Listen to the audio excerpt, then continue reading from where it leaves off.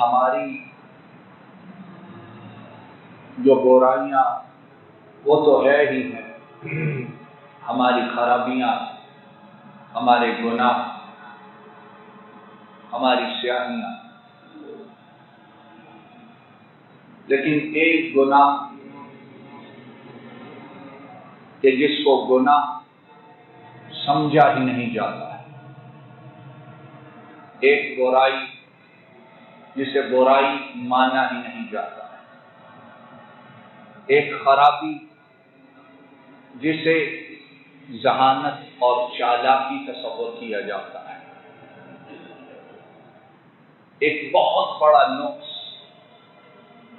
بہت بڑا عیب، بہت بڑی گندگی جسے اس دنیا میں کامیابی کا ذریعہ، وسیلہ، سیڑھی اور راستہ سمجھا جاتا ہے، وہ ہے جھوٹ کا بولنا۔ جھوٹ کا بولنا، جھوٹ کا بولنا، اور یہ وہ برائی ہے جو بڑی پسندیدہ ٹھہر گئی اور ترقی اور کامیابی کے لیے ضروری سمجھی جاتی ہے۔ آئیے آج اس مختصر سے وقت میں اسی کے متعلق قرآن و سنت سے کچھ سنتے ہیں کہ اللہ رب العالمین مرنے سے پہلے ہمیں اس برائی سے نجات عطا فرمائے۔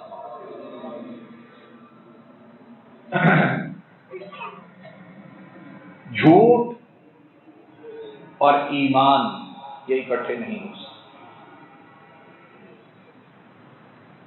مومن جھوٹا نہیں ہو سکتا، اور جھوٹا،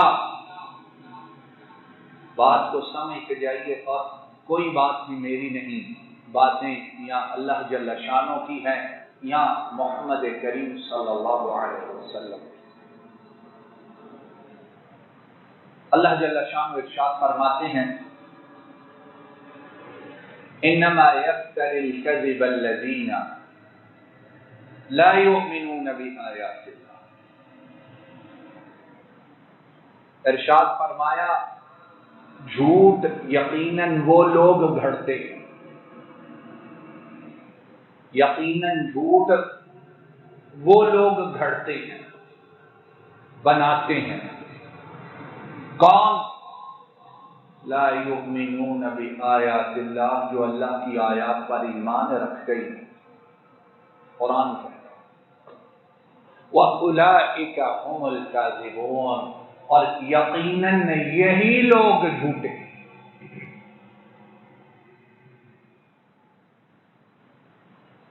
اتنی سی آیت ہے قرآن کریم،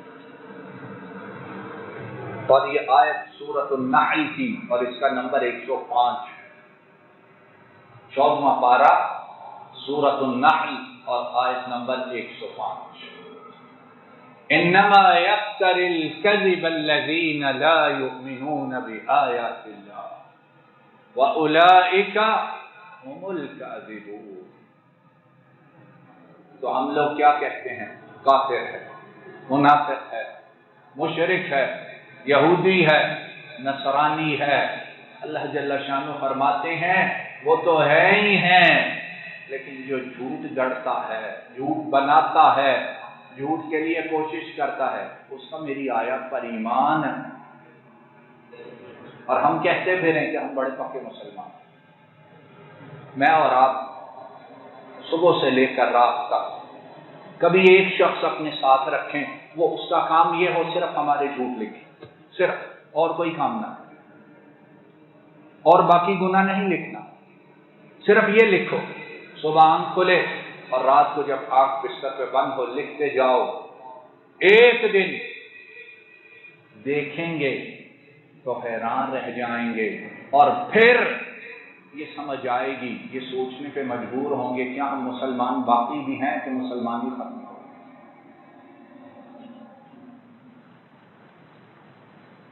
امام ابو یعلا رحمہ اللہ تعالی اپنی کتاب مسند ابی یعلا میں حضرت سعد رضی اللہ تعالی عنہ ان سے حدیث لائے ہیں، وہ کہتے ہیں نبی کریم صلی اللہ علیہ وسلم نے ارشاد فرمایا کہ مومن اور لفظ غور کیجیے، مومن کا لفظ، ایک مسلمان ہے اور ایک تو مومن وہ مسلمان سے اوپر کی چیز۔ قالت الاعراب آمنا قل لم تؤمنوا ولكن قولوا اسلمنا۔ فرمایا مومن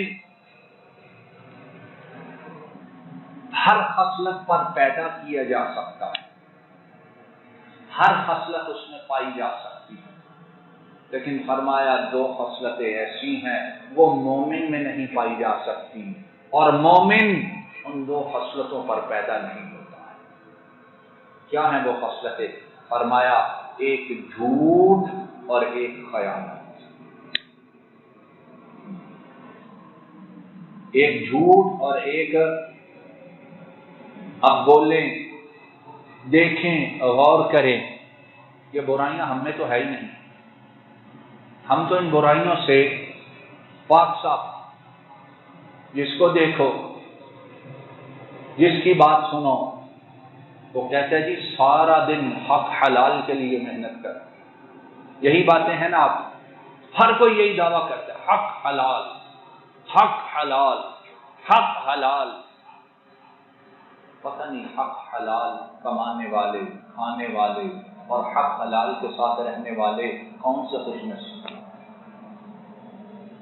اور انہیں تو دیکھ کر آسمانوں کے فرشتے بھی رشک کرتے ہوں گے کہ اللہ آج کی اس دنیا میں تیرے یہ بھی بندے ہیں جو نہ جھوٹ بولتے ہیں نہ خیانت کرتے ہیں۔ فرمایا مومن اس میں ہر برائی ہو سکتی ہے، لیکن یہ دو برائیاں مومن میں نہیں۔ آج ہمارے کاروبار کس بات پہ چلتے ہیں؟ ہمارا لین دین اس کی بنیاد کیا ہے؟ ہماری رشتہ داریاں ان کی بنیاد کیا ہے؟ ہماری دوستیاں ان کی بنیاد کیا ہے؟ ہمارا ملنا جلنا اس کی بنیاد کیا ہے؟ ہمارا آنا جانا اس کی بنیاد کیا ہے؟ بیٹے اور بیٹیوں کے جو رشتے کرتے ہیں ان کی بنیاد کیا ہے؟ جھوٹ نہیں، ان خیانت نہیں ہے۔ رشتے ہو جاتے ہیں اور بعد میں ساری عمر کے لیے جو لڑائیاں ہوتی ہیں اس کی وجہ کیا ہے؟ لڑکی والوں نے لڑکے سے جھوٹ بولا، لڑکے والوں نے لڑکی سے جھوٹ بولا۔ لڑائیاں کیوں ہوتی ہیں؟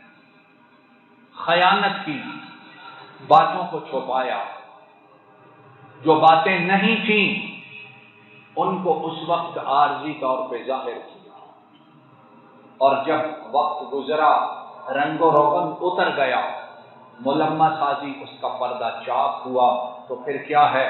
ساری زندگی میاں بیوی، خاندان، اولاد کے لیے جہنم بن جاتی۔ انما یفتر الکذب الذین لا یؤمنون بآیات اللہ وَأُولَٰئِكَ هُمُ الْكَاذِبُونَ۔ اور بڑی مشہور حدیث ہے، میں نے اور آپ نے بہت دفعہ سنی ہے، آئیے اس کو پھر سنیں اور سمجھنے کی کوشش کریں کہ وہ حدیث مبارک جس کو ہم سنتے ہیں کبھی غور نہیں کیا، اس پہ غور کریں اور پھر آج یہ فیصلہ کر کے جائیں کہ ہم مسلمان ہیں یا منافق ہیں۔ امام بخاری اور امام مسلم حضرت ابو ہریرہ رضی اللہ تعالی عنہ سے روایت کرتے ہیں، نبی کریم صلی اللہ علیہ وسلم نے ارشاد فرمایا، آیت المنافق ثلاث، اذا حدث کذب، واذا وعد اخلف، واذا اؤتمن خان، او كما قال صلی اللہ علیہ وسلم۔ وفي رواية لمسلم وإن صام وصلى وزعم أنه مسلم۔ نبی کریم صلی اللہ علیہ وسلم نے ارشاد فرمایا، منافق اس کی تین نشانیاں، اور یہ حدیث مبارک ہم اپنے بچوں کو ابھی پہلی جماعت میں بھی نہیں ہوتے تب سے پڑھانا شروع کرتے ہیں، ہے کہ نہیں؟ لیکن جب بچوں کو پڑھا رہے ہیں تو کیا ہم نے کبھی اپنے آپ کو دیکھا ہے کہ ہم پڑھانے والے کیا ہمیں پڑھاتے ہوئے شرم نہیں آ رہی؟ کیا ہمیں وہ کتابیں ان کو دیتے ہوئے حیا نہیں آ رہی؟ کیا یہ علامات ہم میں تو نہیں پائی جاتی؟ فرمایا منافق کی 3 نشانیاں، جب بات کرے تو جھوٹ بولے، جب وعدہ کرے تو خلاف ورزی کرے، اور جب امانت رکھی جائے تو اس میں خیانت۔ اور آج کیا کہتے ہیں کہ اگر جھوٹ بولا ہے تو پھر کیا ہوا؟ وہ قرآن و سنت کی بات تو نہیں تھی، ہماری بات۔ اگر وعدہ خلافی کی ہے تو مجبوری ہے انسان، پھر کیا ہو گیا؟ اگر خیانت کی ہے تو ضرورت تھی، اور اللہ جانتا ہے ہماری ضرورت ہے۔ فرمایا یہ منافق کی علامات ہیں، اور مسلم کی حدیث میں فرمایا یہ کام کرنے والا اگرچہ نماز بھی پڑھتا ہو، روزہ بھی رکھتا ہو، باقیوں کو چھوڑیے، نماز پڑھنے والے، روزہ رکھنے والے، دین کے ساتھ تعلق جوڑنے والے، دین کی بات کرنے والے، کیا ان میں یہ برائیاں نہیں؟ برائیاں ہیں، اور ان برائیوں کی سنگینی اور ان کی قباحت وہ ختم ہو چکی ہے، رواج ہے، فیشن ہے، زندگی میں چلنے کے لیے ضروری ہے۔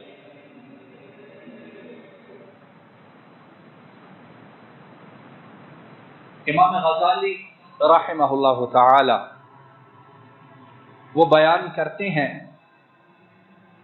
کہ نبی کریم صلی اللہ علیہ وسلم نے اس حدیث مبارک میں منافق کی اور بھی علامات ہیں، لیکن ان 3 کا ذکر جو کیا ہے اس میں حکمت کیا ہے؟ فرماتے ہیں یہ 3 چیزیں دین کی بنیاد ہیں، یہ 3 چیزیں دین کی بنیاد ہے۔ کیوں کہ دین میں کیا ہوتا ہے؟ عقیدہ ہے، قول ہے، اور عمل ہے۔ ایمان اسی کا نام ہے نا۔ زبان سے، دل سے یہ یقین کرنا، زبان سے اقرار کرنا، اور تیسری بات جوارح اعضاء کے ساتھ عمل کرنا۔ تو امام غزالی فرماتے ہیں جھوٹ جو بولتا ہے اس کی زبان خراب ہے، جو خیانت کرتا ہے اس کا عمل خراب ہے، اور جو وعدہ خلافی کرتا ہے اس کی نیت، اس کا دل خراب ہے۔ تینوں چیزیں خراب، دل بھی خراب، زبان بھی خراب، عمل بھی خراب۔ اور عجیب بات ہے، یہ نشانیاں جس میں بھی پائی جائیں کبھی ایک نہیں پائی جائے گی، یہ تینوں اکٹھی پائی جائیں۔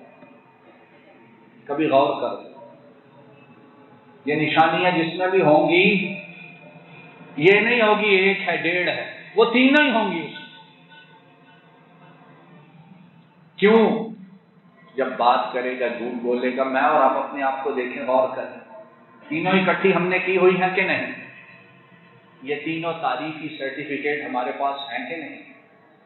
بات کرتے ہیں تو جھوٹ بولتے ہیں، وعدہ کرتے ہیں تو وعدہ اس کی پابندی، یہ تو بے وقوفی ہے آج کے دور میں۔ اور امانت جب دی جائے، اور یہاں یہ یاد رکھیں امانت سے مراد صرف یہ نہیں کہ پیسے رکھوائے اس کو پیسے واپس کر دینا، امانت سے مراد یہ ہے کہ مجھ پر اور تم پر جو ذمہ داری ہے کیا ہم اس ذمہ داری کو پورا کرتے ہیں؟ اللہ کی بھی اور حقوق العباد بندوں کی ذمہ داری کیا ہم اس کو پورا کریں؟ جن کی ایمان، جن کے دل خراب، جن کی زبانیں خراب، جن کے عمل برباد، وہ اس دنیا میں عزت پائیں تو کیسے پائیں؟ ان کا روپیہ دنیا کی گھٹیا ترین کرنسی نہ بنے تو اور کیا، باوجود ایٹمی اسلحہ رکھنے کے دنیا میں کہیں سر اٹھا کے چل نہ سکیں تو اور کیا، دریا 5 ہوں اور زمینیں سونا اگلتی ہوں لیکن اپنی روٹی پوری کرنے کے لیے لقمے میسر نہیں ہیں، وجہ اور کیا ہے، سبب اور کیا ہے؟ بڑے فلسفی اور باہر سے پڑھ کے آتے ہیں اور آ کے بتاتے ہیں سبب کیا ہے۔ سبب وہ ہے جو اللہ اور اس کے رسول 1400 سال پہلے بتاتے ہیں۔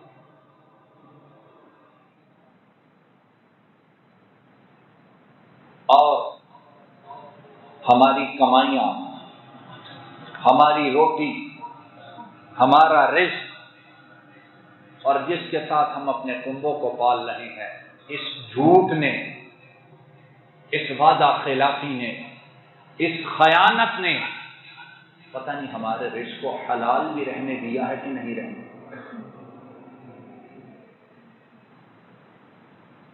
امام مسلم حضرت ابو ذر رضی اللہ تعالی عنہ ان سے بیان کرتے ہیں، وہ کہتے ہیں نبی کریم صلی اللہ علیہ وسلم نے ارشاد فرمایا، ثلاثۃ لا يكلمهم الله يوم القيامة ولا ينظر إليهم ولا يزكيهم ولهم عذاب أليم۔ قال ابو ذر من هم؟ قد خابوا وخسروا يا رسول الله صلى الله عليه وسلم۔ فقال عليه الصلاة والسلام المسبل والمنان والمنفق سلعته بالحلف الكاذب او كما قال صلی اللہ علیہ وسلم۔ یہ حدیث مبارک میں اور آپ آج اسے پلے سے باندھ کے لے جاؤ، سینے پہ لکھ کے لے جاؤ۔ ابو ذر کہتے ہیں میں نے اپنے کانوں سے نبی کریم صلی اللہ علیہ وسلم سے سنا، آپ نے ارشاد فرمایا قیامت کے دن 3 قسم کے لوگ ایسے آئیں گے، 3 اقسام کے ایسے لوگ لائے جائیں گے کہ اللہ رب العالمین قیامت کے دن ان سے بات نہیں کرے۔ کون بات نہیں کرے گا؟ ارحم الراحمین۔ کون بات نہیں کرے گا؟ اغفر الغافرین۔ کون بات نہیں کرے گا؟ جس نے صرف ایک رحمت اس دنیا میں نازل کی ہے اور رحمتوں کے 99 حصے 99 قیامت کے دن کے لیے رکھے ہیں کہ اس کے ساتھ میں اپنے بندوں کو بخش دوں گا، اس دن وہ ان 3 قسم کے لوگوں سے بات ہی نہیں کرے۔ دوسری سزا فرمایا عرش والا ان کی طرف دیکھنا بھی پسند نہیں کرے، دیکھنا بھی۔ مجرم، بڑے سے بڑا مجرم دنیا میں، بڑے سے بڑا سیاہکار جب عدالت میں آتا ہے تو جج اس کی طرف دیکھتا کہ نہیں دیکھتا ہے؟ بولو دیکھتا کہ نہیں دیکھتا ہے؟ اور آج تو جج نہیں، ساری دنیا کو نمایاں کر کے دکھاتے ہیں کہ دیکھو یہ شیر دل آدمی، یہ بہادر آدمی اتنا بڑا جرم کر کے دیکھو، اور جتنا بڑا جرم ہے اتنا ہی زیادہ آج مقبول ہے، اور جتنا بڑا جرم ہے، جتنی بڑی سیاہی ہے، یہ اس جیسا مانے جنائی کوئی نہیں ہے۔ دیکھو سارے مل کے دیکھو، جج دیکھتا ہے، دنیا دیکھتی ہے، لیکن عرش والا جو ارحم الراحمین ہے وہ قیامت کے دن ان 3 قسم کے لوگوں کو دیکھنا بھی پسند نہیں کرے۔ کہتے ہیں نا یا اللہ نظر کرم، تو جس کو رب کی نگاہ کرم دیکھے بھی نہ اس کا حشر کیا ہو۔ ولا یزکی، تیسرا عذاب فرمایا اللہ انہیں گناہوں سے پاک بھی نہیں کریں گے، جیسے گندے ہیں ویسے ہی رہیں۔ وَلَهُمْ عَذَابٌ أَلِيمٌ، اور ان کے لیے دردناک عذاب ہے۔ اس دن جس کی امیدیں ختم ہو گئیں، جس کے راستے کٹ گئے اور جس کو عرش والے نے دیکھنا گوارا نہ کیا، اس کو کون آ کر نجات دلائے گا؟ ابو ذر رضی اللہ تعالی عنہ انہوں نے عرض کیا اللہ کے رسول صلی اللہ علیہ وسلم یہ کون ہیں؟ یہ تین قسم کے لوگ کون ہیں؟ اللہ کے رسول یہ تو تباہ و برباد ہو گئے، ان کے تو پلے کچھ رہا ہی نہیں ہے۔